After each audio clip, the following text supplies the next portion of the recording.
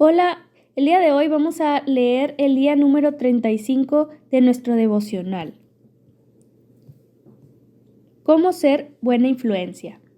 John Maxwell, cuya organización ha formado a más de 1 millón de líderes en el mundo entero, escribió en una ocasión lo siguiente: el liderazgo es influencia. Maxwell señala que según los sociólogos, incluso la persona más introvertida que exista influirá a 10,000 personas durante el tiempo de su vida. En un sentido, solo hay un líder. En nuestra lectura del Nuevo Testamento de hoy, Jesús afirma: tienen un solo Maestro, el Cristo. Mateo 23:10. Por otro lado, todo cristiano está llamado a ser un líder, en el sentido de que otra gente te mirará como ejemplo. Tienes influencia sobre otras personas de diferentes maneras. Ser llamado por Dios para influir a los demás es un privilegio extraordinario, pero también conlleva una gran responsabilidad. Vamos a leer Salmos 18, 25 al 36. Dice: Tú eres fiel con quien es fiel e íntegro con quien es íntegro. Sincero eres con quien es sincero, pero sagaz con el que es tramposo. Tú das la victoria a los humildes, pero humillas a los altivos. Tú, Señor, mantienes mi lámpara encendida. Tú, Dios mío, iluminas mis tinieblas. Con tu apoyo me lanzaré contra un ejército. Contigo, Dios mío, podré asaltar murallas. El camino de Dios es perfecto. La palabra del Señor es intachable. Escudo es Dios a los que se refugian en él. Pues ¿quién es Dios sino el Señor? ¿Quién es la roca sino nuestro Dios? Es Él quien me arma de valor y hace perfecto mi camino. Da a mis pies la ligereza del venado y me mantiene firme en las alturas. Adiestra mis manos para la batalla y mis brazos para tensar un arco de bronce. Tú me cubres con el escudo de tu salvación y con tu diestra me sostienes. Tu ayuda me ha hecho prosperar. Has despejado el paso de mi camino para que mis tobillos no se tuerzan. Aquí vamos a ver los puntos del devocional. Confianza. David era un líder que tenía confianza, pero no una confianza centrada en sí mismo, sino confianza en Dios. Con tu apoyo me lanzaré contra un ejército. Contigo, Dios mío, podré asaltar murallas, dice el versículo 29. David reconoció que necesitaba a Dios para 1. Protección. Escudo es Dios a los que en él se refugian, dice el versículo 30. Tú me cubres con el escudo de tu salvación, versículo 35. 2. Fortaleza. Es Él quien me arma de valor y endereza mi camino, da a mis pies la ligereza del venado y me mantiene firme en las alturas, versículo 32 al 33. Entrenamiento. Adiestra mis manos para la batalla, versículo 34. En 1992 estaba leyendo este salmo cuando este versículo me hizo caer en la cuenta de que necesitábamos entrenar líderes, anfitriones de los grupos pequeños y ayudantes antes del inicio de cada curso alfa. Este fue el origen del entrenamiento alfa. 4. Guía. Tú, Señor, mantienes mi lámpara encendida, versículo 28. El camino de Dios es perfecto. La palabra del Señor es intachable. Señor, necesito tu ayuda. Oro por tu protección, fortaleza y guía. Guíame por tu camino perfecto. Ahora vamos a leer Mateo 23, 1 al versículo 39. Jesús critica la hipocresía. Después de esto, Jesús dijo a la gente y a sus discípulos: los maestros de la ley y los fariseos tienen la responsabilidad de interpretar a Moisés. Así que ustedes deben obedecerlos y hacer todo lo que les digan, pero no hagan lo que ellos hacen, porque no practican lo que predican. Atan cargas pesadas y las ponen sobre la espalda de los demás, pero ellos mismos no están dispuestos a mover ni un dedo para levantarlas. Todo lo hacen para que la gente los vea. Usan en la frente y en los brazos porciones de las escrituras escritas en anchas cintas y ponen en sus robas adornos llamativos. Les encanta el lugar de honor en los banquetes y los primeros asientos en las sinagogas. Y les gustan los saludos en las plazas y que la gente los llame rabí. Pero no permitan que a ustedes se les llame rabí, porque tienen un solo maestro y todos ustedes son hermanos. Y no llamen padre a nadie en la tierra, porque ustedes tienen un solo Padre y Él está en el cielo. Ni permitan que los llamen guía, porque tienen un solo guía, el Cristo. El más importante entre ustedes será siervo de los demás. porque el que a sí mismo se enaltece será humillado, y el que se humilla será enaltecido.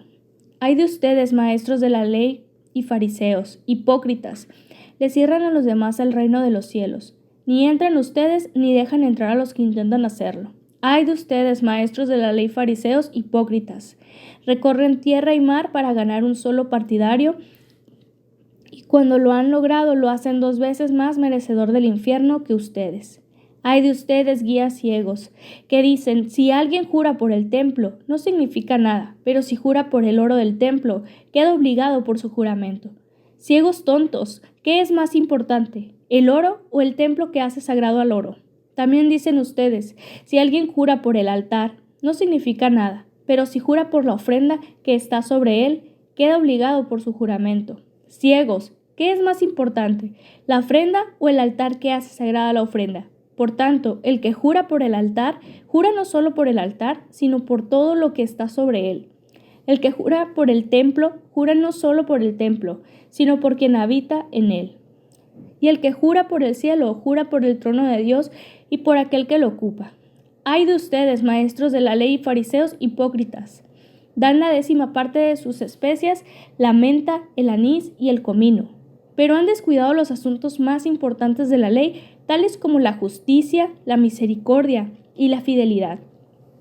Debían haber practicado esto, sin descuidar aquello. Guías ciegos, cuelan el mosquito, pero se tragan el camello. Ay de ustedes, maestros de la ley y fariseos hipócritas. Limpian el vaso y el plato por fuera, pero por dentro están llenos de robo y falta de dominio propio.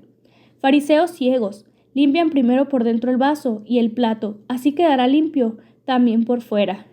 Ay de ustedes, maestros de la ley y fariseos, hipócritas, que son como sepulcros blanqueados. Por fuera lucen hermosos, pero por dentro están llenos de huesos de muertos y de impurezas. Así también ustedes por fuera dan la impresión de ser justos, pero por dentro están llenos de hipocresía y de maldad. Ay de ustedes, maestros de la ley y fariseos, hipócritas, construyen sepulcros para los profetas y adornan los monumentos de los justos. Y dicen, si hubiéramos vivido nosotros en los días de nuestro antepasado, no habríamos sido cómplices de ellos para derramar la sangre de los profetas. Pero así quedan implicados ustedes al declararse descendientes de los que asesinaron a los profetas. Completen de una vez por todas lo que sus antepasados comenzaron. Serpientes, camada de víboras, ¿cómo escaparán ustedes de la condenación del infierno? Por eso yo les voy a enviar profetas, sabios y maestros. A algunos de ellos ustedes los matarán y crucificarán, a otros los azotarán en sus sinagogas y los perseguirán de pueblo en pueblo. Así recaerá sobre ustedes la culpa de toda la sangre justa que ha sido derramada sobre la tierra. Sí, desde la sangre del justo Abel hasta la de Zacarías, hijo de Berequías. A este ustedes lo asesinaron entre el santuario y el altar. Les aseguro que todo esto vendrá sobre esta generación. Jerusalén, Jerusalén, que matas a los profetas y apedreas a los que se te envían. ¿Cuántas veces quise reunir de tus hijos como reúne la gallina a sus pollitos debajo de sus alas, pero no quisiste? Pues bien, la casa de ustedes va a quedar abandonada, y les advierto que ya no volverán a verme hasta que digan, bendito el que viene en el nombre del Señor. Muy bien, ahora vamos a leer qué dice nuestro devocional de Mateo 23. Carácter.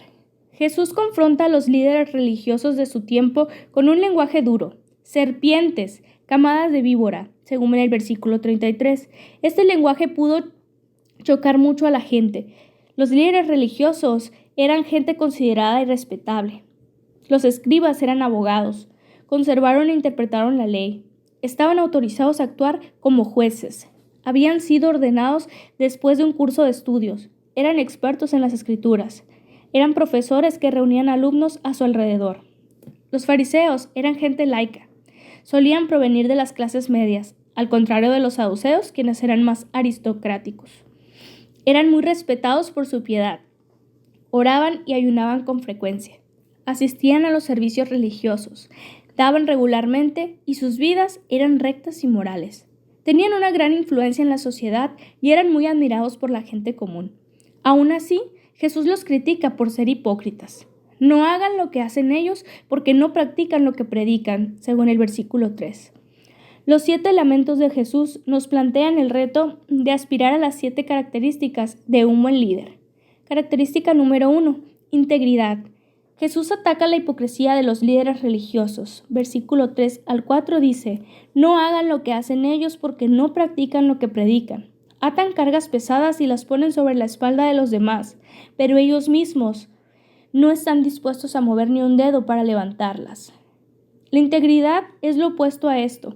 Significa practicar lo que predicas y asegurarte de que tus palabras animan a la gente en vez de apesadumbrarlos con la culpa u otras cargas.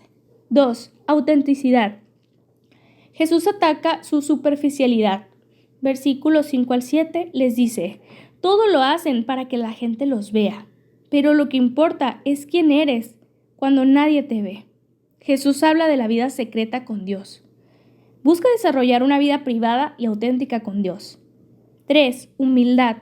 Jesús previene contra el amor a los títulos y los reconocimientos. Versículo 8 al 11. Mantente vigilante para no ser reducido por los lugares de honor y los primeros asientos por recibir títulos de un tipo o del otro. Jesús advierte contra permitir que a ustedes se les llame maestro. Esta es una gran tentación ante la que Jesús indica: porque el que a sí mismo se enaltece será humillado, y el que se humilla será enaltecido. Busca siempre exaltar a Jesús en vez de exaltarte a ti mismo. 4. Compasión. Jesús ataca a los líderes religiosos por poner piedras para que la gente tropiece en su camino. Versículo 13 al 15. Dice: le cierran a los demás el reino de los cielos y ni entran ustedes ni dejan entrar a los que intentan hacerlo. Los líderes necesitan tener justo el espíritu opuesto, o sea, un espíritu abierto y de bienvenida a todos. El mismo Jesús da un ejemplo de compasión. Dice: Jerusalén, Jerusalén, ¿cuántas veces quise reunir a tus hijos como reúne la gallina sus pollitos debajo de sus alas? 5. Visión. Los líderes tienen que tener una gran visión. Jesús ataca la cortedad de miras y la estrecha de mente de los líderes religiosos. Versículo 16 al 22. Con sus ridículas discusiones bizantinas. Versículo 19. No eran capaces de distinguir el árbol del bosque. Tienes que concentrarte en los asuntos importantes. Orar para recibir la visión de Dios y no distraerte de lo esencial. Pídele a Dios que te dé una visión que sea tan grande que sin Él sea imposible. 6. Enfoque. Céntrate en lo que de verdad importa. Versículo 23 al 24. Evita dejarte atrapar por los detalles menores y convertirte en un legalista. Jesús dice: cuelen al mosquito, pero se tragan el camello. En vez de esto, tenemos que enfocarnos en los asuntos más importantes de la ley, tales como la justicia, la misericordia y la fidelidad. Lucha contra la injusticia y la pobreza. Demuestra fidelidad en tus relaciones con tu familia y los demás. 7. Generosidad. Es lo opuesto de la codicia y autocomplacencia, las cuales son denunciadas por Jesús. Versículo 25 al 28. Su vida interior es completamente diferente a su vida exterior. Jesús te llama a ser tú mismo, a que tu interior sea como tu exterior. Estos son unos estándares muy altos y extremadamente difíciles de cumplir. A medida que sus lamentos se acercan a su clímax, las palabras de Jesús son de las más fuertes que salen de su boca. Es importante señalar que no se dirigían a la gente común. Jesús estaba criticando a los líderes poderosos que buscaban enaltecerse a sí mismos y que cierran a los demás el reino de los cielos. No debemos usar estas palabras como excusa para regañar a la gente común, ni tampoco a los líderes que buscan sinceramente señalar a la gente el camino a Jesús. Necesitas dirigirlos hacia mí. Son palabras desafiantes, pero el reto no debe ser dirigido a la gente incorrecta. Lo que resulta tan asombroso de las palabras de Jesús es que, humanamente hablando, Él estaba en una posición de debilidad extrema, a pesar de lo cual no temió enfrentarse a los poderes de su tiempo. Señor, perdóname por las veces que he fallado en estas áreas. Ayúdame a llevar una vida de integridad, autenticidad, humildad, compasión, visión, enfoque y generosidad. Ayúdame a tener la misma preocupación por mi ciudad que Jesús tuvo por la suya. Ahora vamos a leer Job 33, 1 al 34, 37. Te ruego, Job, que escuches mis palabras, que prestes atención a todo lo que digo. Estoy a punto de abrir la boca y voy a hablar hasta por los codos. Mis palabras salen de un corazón sincero. Mis labios dan su opinión sincera. El Espíritu de Dios me ha creado. Me infunde vida el aliento del Todopoderoso. Contéstame si puedes. Prepárate y hazme frente. Ante Dios, tú y yo somos iguales. También yo fui tomado de la tierra. No debieras alarmarte ni temerme, ni deberías pasar mi mano sobre ti. Pero me parece haber oído que decías, al menos eso fue lo que escuché, soy inocente. No tengo pecado. Estoy limpio y libre de culpa. Sin embargo, Dios me ha encontrado faltas. Me considera su enemigo. Me ha sujetado los pies con cadenas y vigila todos mis pasos. Pero déjame decirte que estás equivocado, pues Dios es más grande que los mortales. ¿Por qué le echas en cara que no responde por ninguno de tus actos? Dios nos habla una y otra vez, aunque no lo percibamos. Algunas veces en sueños, otras veces en visiones nocturnas, cuando caemos en un sopor profundo o cuando dormitamos en el lecho.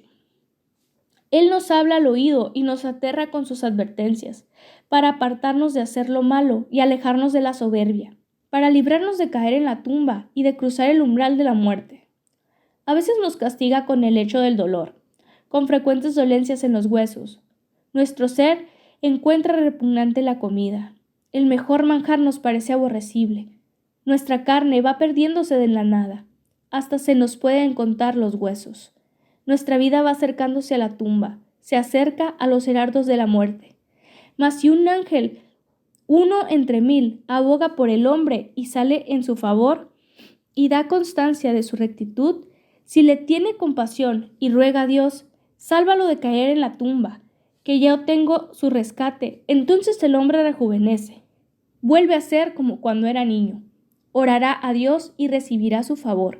Verá su rostro y gritará de alegría, y Dios lo hará volver a su estado de inocencia. El hombre reconocerá públicamente: he pecado, he pervertido la justicia, pero no recibí mi merecido. Dios me libró de caer en la tumba. Estoy vivo y disfruto de la luz.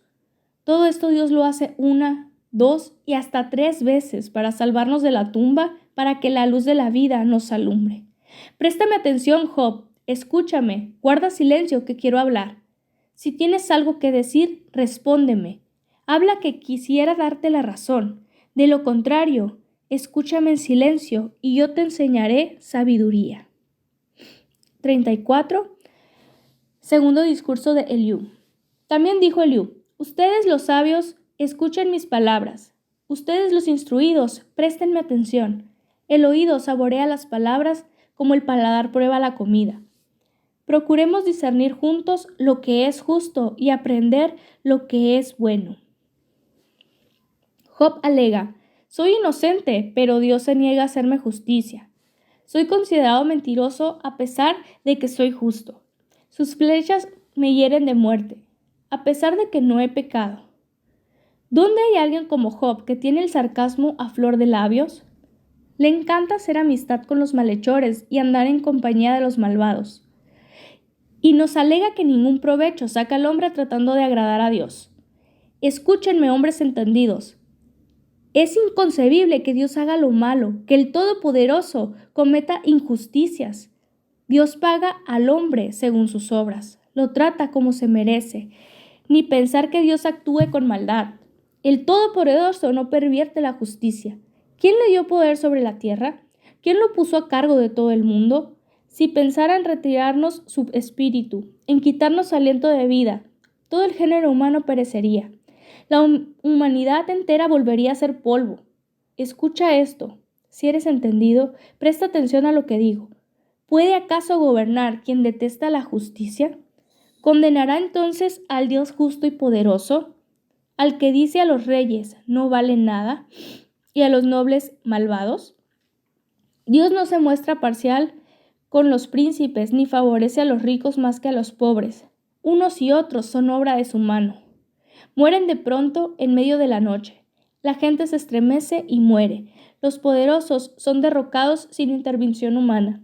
Los ojos de Dios ven los caminos del hombre. Él vigila cada uno de sus pasos. No hay lugares oscuros ni sombras profundas que puedan esconder a los malhechores. Dios no tiene que examinarlos para someterlos a juicio. No tiene que indagar para derrocar a los poderosos y sustituirlos por otros. Dios toma nota de todo lo que hacen. Por la noche los derroca y quedan aplastados. Los castiga por su maldad para escarmiento de todos, pues dejaron de seguirlo y no tomaron en cuenta sus caminos. Hicieron llegar a su presencia el clamor de los pobres y necesitados, y Dios los escuchó. Pero ¿quién puede condenarlos si Él decide guardar silencio? ¿Quién puede verlo si oculta su rostro? Él está por encima de pueblos y personas, para que no reinen los impíos ni tiendan trampas a su pueblo. Supongamos que le dijera: soy culpable, no volveré a ofenderte. Enséñame lo que no alcanzo a percibir. Si he cometido algo malo, no volveré a hacerlo. ¿Tendría Dios que recompensarte como tú quieres que lo haga, aunque lo hayas rechazado? No seré yo quien lo decida, sino tú. Así que expresa lo que piensas. Que me digan los labios y ustedes los entendidos que me escuchan. Job no sabe lo que dice. En sus palabras no hay inteligencia. Que sea Job examinado al máximo, pues como un malvado ha respondido. A su pecado ha añadido rebeldía. En nuestra propia cara se ha burlado de nosotros y se ha excedido en sus palabras contra Dios. Muy bien, vamos a ver ahora lo que dice nuestro devocional acerca de Job 33 y 34. Crítica. Como ha señalado Rick Warren, la crítica es el precio de la influencia. Si no influyes a nadie, nadie va a decir ni pío acerca de ti. Pero cuando mayor sea tu influencia, más críticos tendrás. El pobre Job, quien estaba en una postura de liderazgo destacada, tuvo que aguantar un aluvión constante de críticas abusivas de parte de sus amigos. La crítica siempre es más dura cuando proviene de aquellos que tendrían que ser nuestros amigos. Es triste cuando la crítica injustificada a los líderes religiosos sale de la misma iglesia, de aquellos autodenominados amigos. Para Job tuvo que ser extremadamente irritante tener que oír a Eliú. Era alguien mucho más joven, a pesar de lo cual estaba convencido de su propia experiencia. Le dijo con arrogancia: yo te impartiré sabiduría, en el versículo 33. Y añadió: Job no sabe lo que dice. En sus palabras no hay inteligencia. Versículo 35 del capítulo 34. Insinuando que a su pecado ha añadido rebeldía contra Dios, porque no había estado de acuerdo con sus detractores. Eliú, igual que hacen tantos críticos, pretende hablar con sinceridad, después de haber deliberado concienzudamente, así como tener una motivación pura. También dice que los otros están de acuerdo con él. Los hombres sabios que me escuchan y las personas sensatas me dirán: Job está hablando sin saber. Sus palabras no tienen sentido. Capítulo 34 al 35. También nosotros podemos caer fácilmente en la trampa de juzgar al pueblo de Dios de una manera superficial, de la misma manera que Eliú lo hace. Estemos prevenidos contra los peligros de la crítica a los demás. Aunque se ha señalado que nadie ha levantado un monumento a una persona por criticar, esto no nos impide que todos queramos ser críticos. Ten mucho cuidado con lo que dices de otras personas y si estás en el lado de los que reciben críticas, no te sorprendas. Señor, enséñame a evitar formular juicios superficiales sobre otras personas. Dame sabiduría y sensibilidad para con aquellos que tienen dificultades en la vida. Ayúdame a fijar mis ojos en el único líder verdadero, Jesucristo, para someterme a su señorío, seguir su ejemplo y ser una buena influencia. Pipa añade: como no tengo mucha fuerza física, me encantan estos versículos. Contigo, Dios mío, podré asaltar murallas. Salmo 18:29. Dios sí es quien me da fuerzas. Versículo 32. Quien me hace estar firme en las alturas. Versículo 33. Quien me entrena para la batalla. Versículo 34. Nos da su ayuda salvífica, la cual es mi escudo. Versículo 35. Me sostiene con su mano derecha. Cuando me siento cansada y físicamente decaída, estas palabras en el Salmo 18 me dan un gran aliento.